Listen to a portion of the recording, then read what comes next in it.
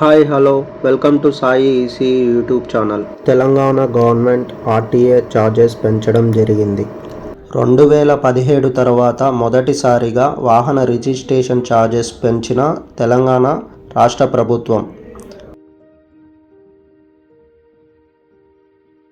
Registration charges పెరుగుదలకు కారణం అన్ని రకాల ధరలు పెరగడమే కారణమని రవాణా శాఖ కమిషనర్ పేర్కొనడం జరిగింది.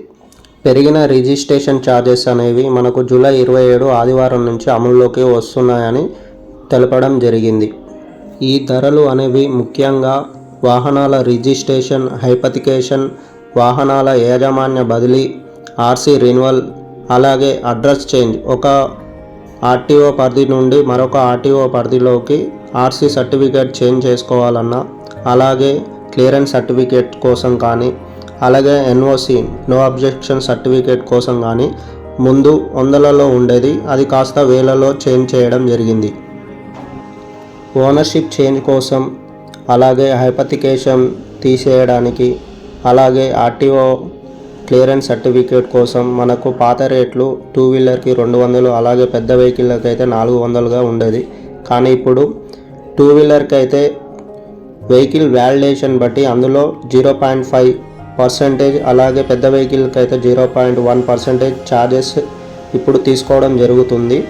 ఇలా మనకు 100లో ఉన్న రేట్లను కాస్త 1000లోకి మార్చడం ద్వారా వాహనదారులు చాలా ఇబ్బందికి గురి కావడం, అలాగే వారి మీద అధిక ప్రభావం పడడం జరుగుతుంది. అలాగే ఒక వెహికల్కి సంబంధించి 2 సార్లు మనం ట్యాక్స్ పే చేయాల్సి వస్తుంది. అది ఎలాగంటే, ఒక ఆర్టీఓ పరిధి నుంచి మరొక ఆర్టీఓ పరిధిలోకి అడ్రస్ చేంజ్ కానీ, లేకపోతే ఓనర్షిప్ చేంజ్ కానీ చేంజ్ చేసుకోవాలంటే ట్యాక్స్ పే చేయాల్సి వస్తుంది.